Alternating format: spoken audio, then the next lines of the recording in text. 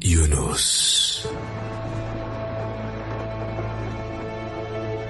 Datanglah firman Tuhan kepada Yunus bin Amitai. Demikian. Bangunlah, pergilah ke Niniwe, kota yang besar itu. Berserulah terhadap mereka, karena kejahatannya telah sampai kepadaku. Tetapi Yunus bersiap untuk melarikan diri ke Tarsis, jauh dari hadapan Tuhan. Ia pergi ke Yafo dan mendapat di sana sebuah kapal yang akan berangkat ke Tarsis. Ia membayar biaya perjalanannya, lalu naik kapal itu untuk berlayar bersama-sama dengan mereka ke Tarsis, jauh dari hadapan Tuhan. Tetapi Tuhan menurunkan angin ribut ke laut, lalu terjadilah badai besar, sehingga kapal itu hampir-hampir terpukul hancur. Awak kapal menjadi takut, masing-masing berteriak-teriak kepada Allahnya, dan mereka membuang ke dalam laut segala muatan kapal itu untuk meringankannya. Tetapi Yunus telah turun ke dalam ruang kapal yang paling bawah dan berbaring di situ, lalu tertidur dengan nyenyak. Datanglah nahkoda mendapatkannya sambil berkata, "Bagaimana mungkin kau tidur begitu nyenyak? Bangunlah, berserulah kepada Allahmu. Barangkali Allah itu akan mengindahkan kita, sehingga kita tidak binasa." Lalu berkatalah mereka satu sama lain, "Marilah kita buang undi, supaya kita mengetahui karena siapa kita ditimpa oleh malapetaka ini." Mereka membuang undi, dan Yunuslah yang kena undi. Berkatalah mereka kepadanya, "Beritahukan kepada kami, karena siapa kita ditimpa oleh malapetaka ini? Apa pekerjaanmu? Dan dari mana engkau datang? Apa negerimu? Dan dari bangsa manakah engkau?" Sahutnya kepada mereka, "Aku seorang Ibrani. Aku takut akan Tuhan, Allah yang mempunyai langit, yang telah menjadikan lautan dan daratan." Orang-orang itu menjadi sangat takut, lalu berkata kepadanya, "Apa yang telah kau perbuat?" sebab orang-orang itu mengetahui bahwa ia melarikan diri jauh dari hadapan Tuhan. Hal itu telah diberitahukannya kepada mereka. Bertanyalah mereka, "Akan kami apakan engkau, supaya laut menjadi reda dan tidak menyerang kami lagi? Sebab laut semakin bergelora." Sahutnya kepada mereka, "Angkatlah aku, campakkanlah aku ke dalam laut, maka laut akan menjadi reda dan tidak menyerang kamu lagi. Sebab aku tahu bahwa karena akulah badai besar ini menyerang kamu." Lalu berdayunglah orang-orang itu dengan sekuat tenaga untuk membawa kapal itu kembali ke darat. Tetapi mereka tidak sanggup, sebab laut semakin bergelora menyerang mereka. Lalu berserulah mereka kepada Tuhan, katanya, "Ya Tuhan, janganlah kiranya kau biarkan kami binasa karena nyawa orang ini. Dan janganlah kau tanggungkan kepada kami darah orang yang tidak bersalah. Sebab Engkau, Tuhan, telah berbuat seperti yang Kau kehendaki." Kemudian mereka mengangkat Yunus, lalu mencampakkannya ke dalam laut, dan laut berhenti mengamuk. Orang-orang itu menjadi sangat takut kepada Tuhan, lalu mempersembahkan korban sembelihan bagi Tuhan, serta mengikrarkan nazar. Maka Atas penentuan Tuhan, datanglah seekor ikan besar yang menelan Yunus. Dan Yunus tinggal di dalam perut ikan itu 3 hari 3 malam lamanya.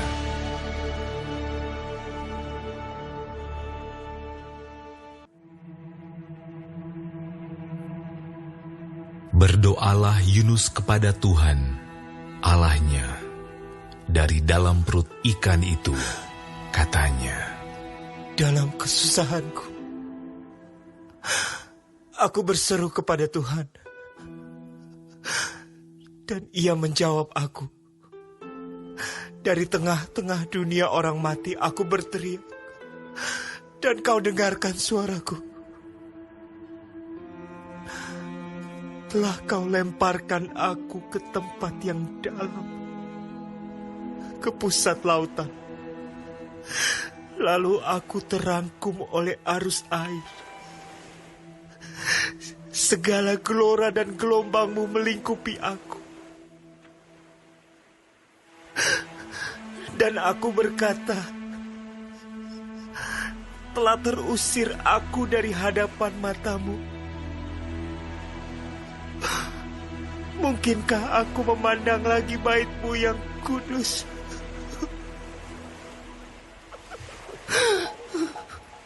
Segala air telah mengepung aku, mengancam nyawaku. Samudra raya merangkum aku. Lumut lautan membelit kepalaku di dasar gunung-gunung. Aku tenggelam ke dasar bumi. Pintunya terpalang di belakangku untuk selama-lamanya. Ketika itulah Engkau naikkan nyawaku dari dalam liang kubur. Ya Tuhan Allahku. Ketika jiwaku letih lesu di dalam aku, teringatlah aku kepada Tuhan, dan sampailah doaku kepadamu ke dalam bait-Mu yang kudus. Mereka yang berpegang teguh pada berhala kesia-siaan, merekalah yang meninggalkan Dia, yang mengasihi mereka dengan setia. Tetapi aku, dengan ucapan syukur akan kupersembahkan korban kepadamu. Apa yang kunasarkan akan kubayar.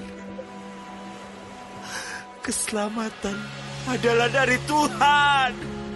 lalu berfirmanlah Tuhan kepada ikan itu, dan ikan itu pun memuntahkan Yunus ke darat.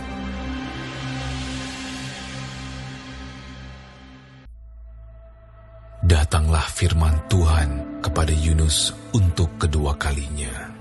Demikian. Bangunlah, pergilah ke Niniwe, kota yang besar itu, dan sampaikanlah kepadanya seruan yang kufirmankan kepadamu. Bersiaplah Yunus, lalu pergi ke Niniwe, sesuai dengan firman Allah. Niniwe adalah sebuah kota yang mengagumkan besarnya, 3 hari perjalanan luasnya. Mulailah Yunus masuk ke dalam kota itu sehari perjalanan jauhnya, lalu berseru, 40 hari lagi, maka Niniwe akan ditunggang balikan. Orang Niniwe percaya kepada Allah. Lalu mereka mengumumkan puasa, dan mereka, baik orang dewasa maupun anak-anak, mengenakan kain kabung. Setelah sampai kabar itu kepada raja kota Niniwe, turunlah ia dari singgasananya, ditanggalkannya jubahnya, diselubungkannya kain kabung, lalu duduklah ia di abu. Lalu atas perintah raja dan pembesarnya, Orang memaklumkan dan mengatakan di Niniwe demikian. Manusia dan ternak, lembu sapi dan kambing domba tidak boleh makan apa-apa. Tidak boleh makan rumput dan tidak boleh minum air. Haruslah semuanya, manusia dan ternak, berselubung kain kabung dan berseru dengan keras kepada Allah, serta haruslah masing-masing berbalik dari tingkah lakunya yang jahat dan dari kekerasan yang dilakukannya. Siapa tahu, mungkin Allah akan berbalik dan menyesal, serta berpaling dari murkanya yang bernyala-nyala itu, sehingga kita tidak binasa. Ketika Allah melihat perbuatan mereka itu, yakni bagaimana mereka berbalik dari tingkah lakunya yang jahat, maka menyesallah Allah karena malapetaka yang telah dirancangkannya terhadap mereka. Dan ia pun tidak jadi melakukannya. Tetapi hal itu sangat mengesalkan hati Yunus. Lalu marahlah ia. Dan berdoalah ia kepada Tuhan. Katanya, "Ya Tuhan, bukankah telah kukatakan itu ketika aku masih di negeriku? Itulah sebabnya maka aku dahulu melarikan diri ke Tarsis. Sebab aku tahu bahwa Engkaulah Allah yang pengasih dan penyayang, yang panjang sabar dan berlimpah kasih setia, serta yang menyesal karena malapetaka yang hendak didatangkannya. Jadi sekarang ya Tuhan, cabutlah kiranya nyawaku, karena lebih baik aku mati daripada hidup." tetapi firman Tuhan, Layakkah engkau marah? Yunus telah keluar meninggalkan kota itu dan tinggal di sebelah timurnya. Ia mendirikan di situ sebuah pondok, dan ia duduk di bawah naungannya, menantikan apa yang akan terjadi atas kota itu. Lalu, atas penentuan Tuhan Allah, tumbuhlah sebatang pohon jarak melampaui kepala Yunus untuk menaunginya, agar ia terhibur daripada kekesalan hatinya. Yunus sangat bersuka cita karena pohon jarak itu. Tetapi keesokan harinya, ketika fajar menyingsing, atas penentuan Allah, datanglah seekor ulat yang menggerek pohon jarak itu sehingga layu.